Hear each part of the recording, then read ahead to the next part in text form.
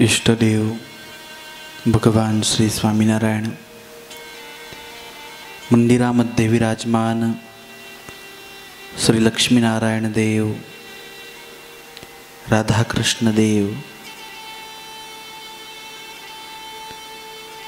आणि ऑनलाईन कथेचं श्रवण करून राहिलेले सर्व हरिभक्त सर्वांना जय श्री स्वामीनारायण.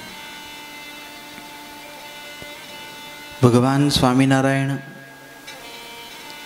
आणि आपल्याला मिळालेला स्वामीनारायण संप्रदाय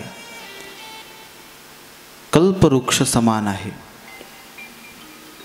कल्पवृक्षाच्या खालते तुम्ही जाऊन आणि जो पण संकल्प करा ते संकल्प तुमचे पूर्ण होत असतात. त्याचप्रमाणे ह्या सत्संगामध्ये राहिलेले जे भक्त आहे ते जे संकल्प करतात ते संकल्प अवश्य पूर्ण होत असतात, कारण त्यांचे संकल्प पूर्ण करण्याची जिम्मेदारी भगवंताची असते. आणि भगवान स्वामीनारायण त्यांचे संकल्प पूर्ण करून त्यांच्या अंतरामध्ये राहिलेली जी श्रद्धा आहे ती श्रद्धा वाढवत असतात. भगवान स्वामीनारायण या पृथ्वीवरती आले तेव्हा अनेक असे लोक होते की भगवंतांनी त्यांचे संकल्प जे होते पूर्ण केले आणि ते संकल्प पूर्ण होत बघून आणि ते लोक होते ते सर्व सत्संगी झाले. चमत्कार पाहिला आणि मग सर्वांनी नमस्कार केला. अनेक शहरांमध्ये भगवान स्वामीनारायण यांचे आश्रित होते. महाराष्ट्र आपल्या ह्या जळगाव जिल्ह्यापर्यंत भगवान स्वामीनारायण यांचे संत पोहोचले होते.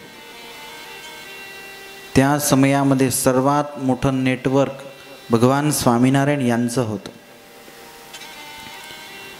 आणि अनेक भक्तांच्या कथा संतांनी लिहिल्या आहेत की त्यांचे भगवंतांनी कसे कसे संकल्प पूर्ण केले. त्यामध्ये एक वेळी भगवान स्वामीनारायण जुनागडला आले आहे. अनेक भक्त भगवान स्वामीनारायण यांचे दर्शन घेण्यासाठी येत होते. त्यामध्ये भगवान स्वामीनारायण यांचे एक भक्त होते ज्यांचे नाव होते कृपाशंकर. खूप चांगले सत्संगी होते. पण त्यांच्या ज्या आई होत्या पाचीबाई त्यांच्यामध्ये एवढा सत्संग न होता, म्हणजे भगवान स्वामीनारायण खरे भगवान आहे असं त्यांच्या मनातच नव्हतं.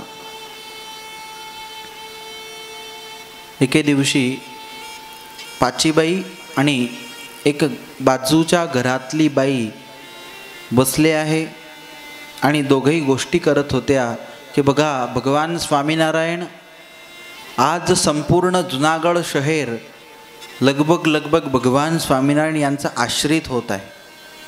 पाचीबाई म्हणतात माझा मुलगा पण त्यांचाच आश्रित आहे, पण मला नाही वाटत की ते खरे भगवान असतील.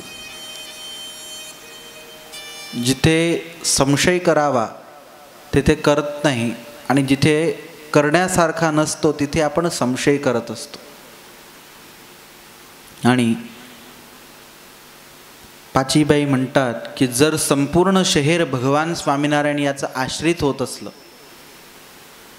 नवाबी राज्य होतं पण तिथला जो नवाब होता त्यांनी पण भगवान स्वामीनारायण यांना स्वतःच्या मेहलामध्ये बोलवून स्वतःच्या सिंहासनावरती बसवलं होतं.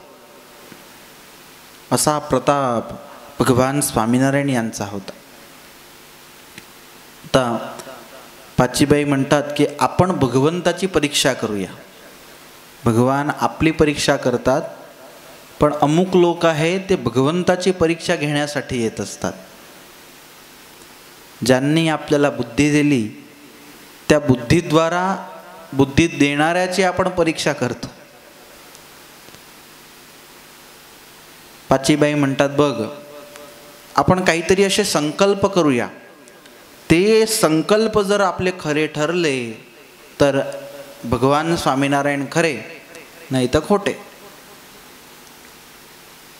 पाचीबाई सोबत जी बाई बसली होती ते म्हणते, खरं आहे, आपण काहीतरी असे संकल्प करूया. आणि ती जी बाई होती दुसरी, तिने असा संकल्प केला की उद्या मी माझा दरवाजा बंद करून आणि घरामध्ये राहील. भगवान स्वामीनारायण समोरून माझ्या घरी येतील, दरवाजा वाजवतील आणि माझ्याकडे असलेला जो दूध भरलेला ग्लास तो मागून पितील, तर मी समजेल की भगवान स्वामीनारायण खरे. पाचीबाई म्हणता, बराबर आहे, मी पण काहीतरी संकल्प करते. आणि पाचीबाईंनी संकल्प केले की मी भगवान स्वामीनारायण यांना भोजनाचे आमंत्रण दिलेले नाही आहे. जर भगवान स्वामीनारायण खरे असतील तर उद्या 10 वाजता आमंत्रण दिलेलं नाही आहे तरी पण माझ्या घरी भोजनासाठी येतील. एवढंच नाही, दुसरा संकल्प, सर्वप्रथम येऊन आंघोळ करतील, त्यानंतर मी एक त्यांच्यासाठी धोतर ठेवलेलं आहे ते पितांबर माझ्याकडून मागून घेतील आणि त्यानंतर मी बनवलेलं भोजन, मी सांगेल तेवढं भोजन करतील आणि एक 100 रुपयाची अंगुठी मी पेटीमध्ये ठेवली आहे ते मागून घेतील. एवढे संकल्प केले. हे सर्व संकल्प जर पूर्ण करतील तर मी समजेल की भगवान स्वामीनारायण ते खरे भगवान आहे. आता दुसरा दिवस, सकाळची वेळ.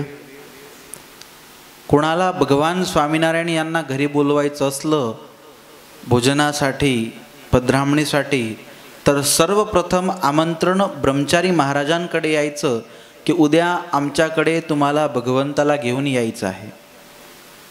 मुळजी ब्रह्मचारी सकाळची वेळ आहे, भगवंताच्या नैवेद्याची तयारी करून राहिले आहे. तेवढ्यात भगवान जागृत झाले. भगवान म्हणतात, ब्रह्मचारी महाराज आज राहू द्या, आज आपल्याला दुसरीकडे भोजनास जायचं आहे. मुळजी ब्रह्मचारी म्हणतात, महाराज आमंत्रण माझ्याकडे येत असतात आणि मी पुढे चालतो, तुम्ही मागे चालतात, आपण जाऊन तिथे भोजन घेत असतो. आज तुम्ही म्हणतात की तुम्हाला कोणी आमंत्रण देऊन गेलं आहे, कोणी दिलं? भगवान म्हणतात, चिंता नको करा, चला माझ्यासोबत. आणि आतापर्यंत असा नियम की ब्रह्मचारी महाराज पुढे चालायचे आणि भगवान स्वामीनारायण मागे चालत असायचे.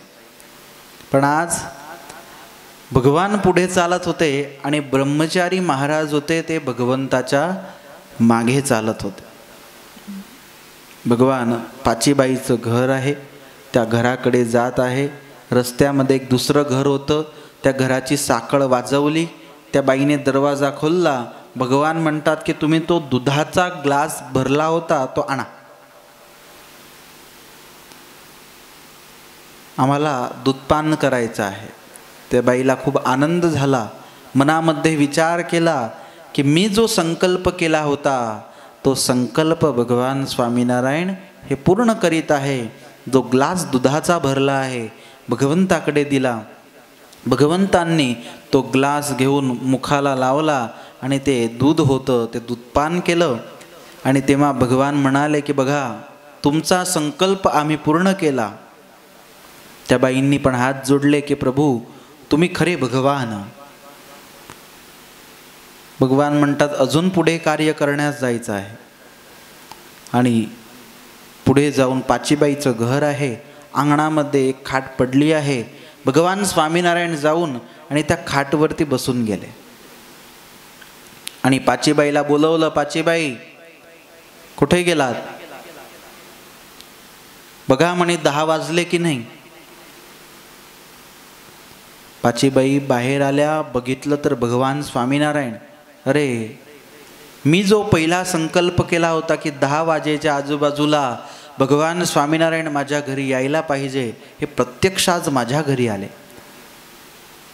भगवान म्हणतात, पाचीबाई 10 वाजले आहे, आम्हाला आंघोळ करायची आहे.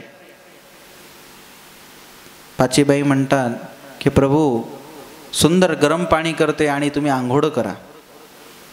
आणि भगवान म्हणतात की तुमच्या घरामध्ये जे नवीन तुम्ही गंगाय तयार केलेलं आहे ते आणा, त्यामध्ये आम्ही आंघोळ करू.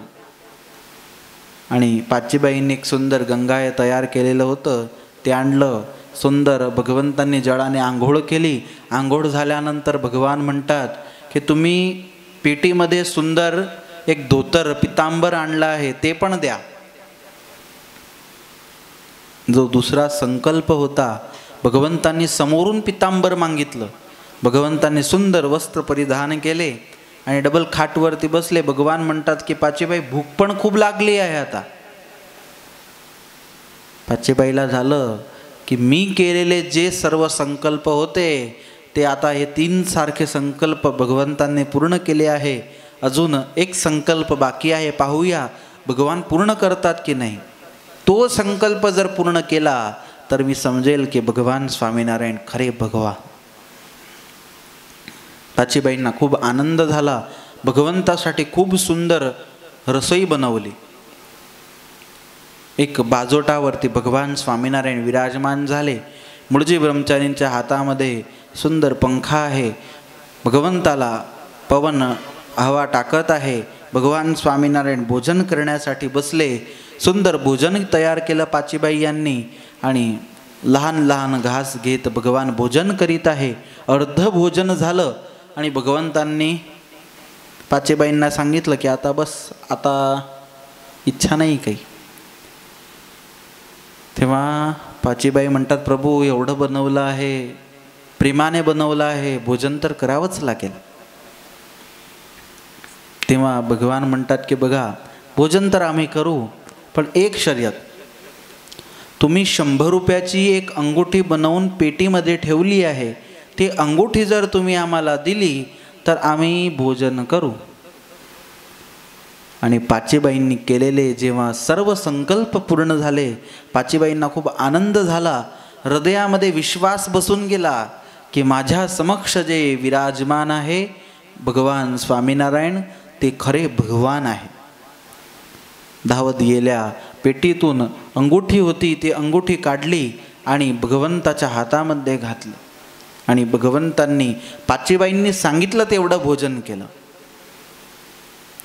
आणि नंतर भगवान सुंदर खाटवरती विराजमान झाले. पाचीबाईंनी हात जोडले, प्रभू मी जे संकल्प केले होते ते सर्व संकल्प आज तुम्ही पूर्ण केले आहे. माझ्यावरती तुमची खूप मोठी कृपा की आज मला तुमचं ज्ञान प्राप्त झालं. भगवान पण खूप प्रसन्न झाले. भगवान म्हणतात, पाचीबाई मागून घ्या, तुम्हाला जे पाहिजे असलं ते मागा, आम्ही तुम्हाला सर्वस्व देण्यासाठी तयार आहे. तेव्हा ते जे पाचीबाई होत्या त्यांनी सांगितलं की प्रभू दुसरं तर काही नाही, पण माझे 4 पुत्र होते, ते 4 पुत्र लहानपणीच वारले आहे. मला असा आशीर्वाद द्या, माझ्यावरती अशी कृपा करा की माझे जे 4 पुत्र वारले होते त्या 4ही पुत्रांचं तुम्ही कल्याण करा. भगवान स्वामीनारायण खूप प्रसन्न झाले होते पाचीबाईवरती. भगवंतांनी 2 हात पाचीबाईंच्या मस्तकावरती ठेवले आणि पाचीबाईंना सांगितलं की 4 पुत्र काय, तुमच्या तर 21 पिढींचं कल्याण आम्ही करीत आहोत. आणि पाचीबाईंच्या 21 पिढींचं कल्याण झालं. सोबत सोबत पाचीबाई ह्या खूप मोठ्या भक्त झाल्या आणि भगवंताचं भजन करू लागले. दृष्टांतचा सिद्धांत, भगवान स्वामीनारायण असे भगवान आहे की भक्तांचे सर्व मनोरथ पूर्ण करतात. आज पण तुम्ही मंदिरामध्ये विराजमान भगवंताच्या समोर संकल्प करा, योग्य संकल्प भगवान अवश्यपणे पूर्ण करीत असतात. तुमच्या हृदयातील भाव अवश्यपणे भगवान पूर्ण करीत असतात. आपण भगवंताच्या समक्ष शर्यत ठेवतो, जर हे इकडे फसलेले ₹1,00,000 जर माझे सुटले तर 5,000 रुपये मी तुझ्या मंदिरामध्ये देईल. बाहेर आपण व्यापार धंदा करत असलो म्हणजे मंदिरामध्ये येऊन पण भगवंतासोबत व्यापार धंदा सुरू करतो. भगवान म्हणतात की मी तुझे लाख रुपये सोडवायचे आणि त्यातून मग तुम्हाला कमिशन 5,000 रुपये द्यायचे. जे व्यापार धंदा भगवंतासोबत आपण करत असतो. पण हृदयापासून जो आपला संकल्प असला तो जर खरा असला तर भगवान अवश्य तो संकल्प पूर्ण करीत असतात. असे कल्पवृक्ष समान भगवान आपल्याला मिळालेले आहे. म्हणून नेहमी त्यांचं भजन करीत राहावं. डभाणचा यज्ञ सुरू होता. सकाळी थंडीची ऋतू होती आणि भगवान स्वामीनारायण यज्ञामध्ये फिरण्यासाठी निघाले. सकाळची लगभग 6-7 वाजेच्या मधली वेळ. त्यामध्ये एक गरीब माणूस होता, तो बसलेला होता. भगवान स्वामीनारायण यांनी खूप सुंदर शाल घातली होती आणि त्या शालला पाहून त्या गरीब माणसाला असं झालं की दुनिया असं म्हणते की भगवान स्वामीनारायण खरे भगवान आहे. मी आज एक संकल्प करतो, येत असलेले हे स्वामीनारायण आहे, यांनी जर ते ओढलेली शाल जर मला देऊन टाकली तर मी समजेल की खरे भगवान आहे. आणि भगवान स्वामीनारायण जवळ आले. खूप मूल्यवान ती शाल होती. ते शाल घेऊन भगवंतांनी त्या गरीब माणसाला दिली आणि त्यावेळेला त्याच्या हृदयामध्ये असा विश्वास बसला की मी जो संकल्प केला होता तो संकल्प या भगवान स्वामीनारायण यांनी पूर्ण केला. म्हणून हे भगवान जे आहे, हे स्वामीनारायण जे आहे ते खरे भगवान आहे. हृदयातील खरा हृदयाने केलेले संकल्प, खऱ्या हृदयाने केलेली प्रार्थना ते नक्कीच भगवान पूर्ण करीत असतात. तर आपण आपले दुःख, आपले सुख ते जर कोणाला सांगायचे असले तर ते भगवंताला अवश्यपणे सांगा. त्यामध्ये जे योग्य निर्णय आहे ते भगवान परिस्थितीनुसार आपल्याकडून ते घेऊन घेतील आणि आपल्याला योग्य रस्ता दाखवतील. अस्तु. जय श्री स्वामीनारायण.